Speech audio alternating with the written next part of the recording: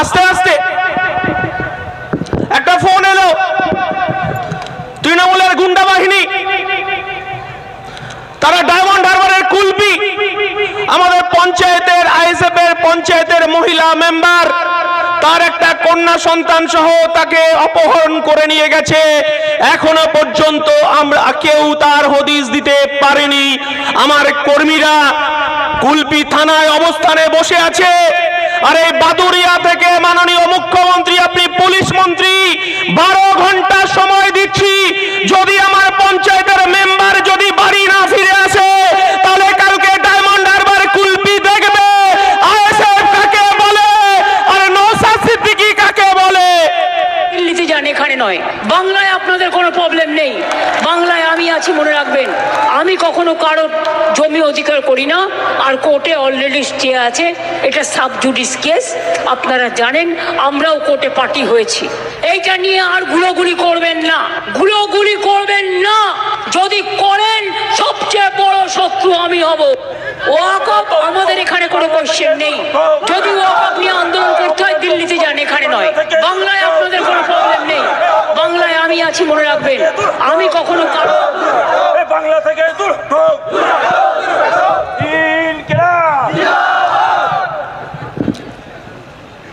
রাজ্যের পুলিশ মন্ত্রী, রাজ্যের মুখ্যমন্ত্রী, শুনে রাখুন, এই বাদুরিয়ার মানুষ যাদেরকে আপনি দুধেল গাই বলেন, সেই দুধেল গাইরা আজকে জমায়েত হয়েছে এখানে।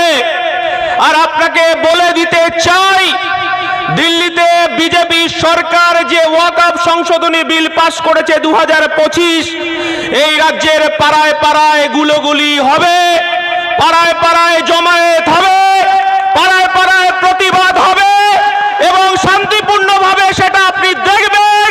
তারপরে দিল্লির বুকে যাব আমরা, যেভাবে কৃষি বিল আমরা প্রত্যাহার করতে বাধ্য করিয়েছিলাম বিজেপি সরকারকে। এই কথাটা মাননীয় মুখ্যমন্ত্রী আপনাকে বলতে চাইছি। আপনি মুসলমানদেরকে দুধেল গাই বলেছেন, সেই দুধেল গাইরা পাড়ায় পাড়ায় জোট বাঁধছে। আস্তে আস্তে একটা ফোন এলো, তৃণমূলের গুন্ডা বাহিনী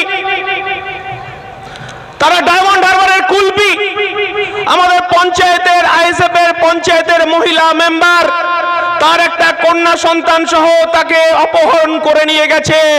এখনো পর্যন্ত আমরা কেউ তার হদিস দিতে পারেনি। আমার কর্মীরা কুলপি থানায় অবস্থানে বসে আছে।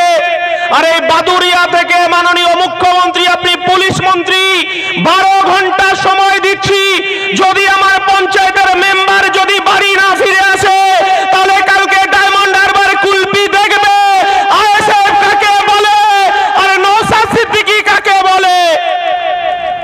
আমরা বলতে চাইছি, একটা কঠিন পরিস্থিতির মধ্য দিয়ে আমরা চলছি।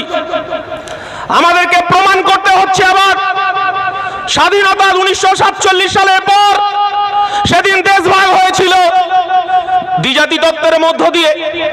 অনেকে জানেন, অনেকে জানেন না। ভারত স্বাধীনতা হয়েছে সেদিন দ্বিজাতি তত্ত্বের ভিত্তিতে। পাকিস্তান ভাগ হয়ে গেছে আর ভারতবর্ষ ধর্মনিরপেক্ষ দেশ।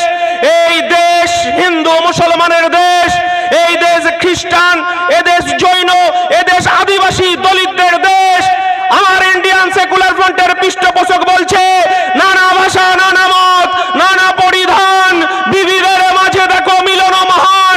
আমার পৃষ্ঠপোষক আব্বাস সিদ্দিকী বলছে, আমার মুসলমান ভাইয়েরা মাথায় টুপি পরে নিরাপদে মসজিদে নামাজ পড়বে, আর আমার হিন্দু ভাইয়েরা, আমার হিন্দু মায়েরা মন্দিরে ঘন্টা বাজিয়ে পুজো করবে, আর আমার মতুয়া ভাইরা ডঙ্কা বাজিয়ে তারা হরিচাঁদ গুরুচাঁদের পুজো করবে, আর আমার খ্রিস্টান ভাইরা তারা গির্জায় গিয়ে প্রার্থনা করবে।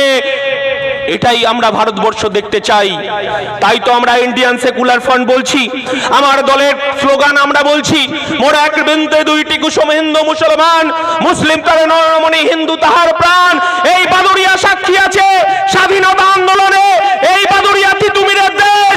সেদিন কোনো ফোন ছিল না, টেলিফোন ছিল না। এই বাদুরিয়ার মানুষ, এই বসিরহাটের মানুষ ব্রিটিশ সাম্রাজ্যবাদের বিরুদ্ধে 80,000 কৃষক জমায়েত হয়েছিল।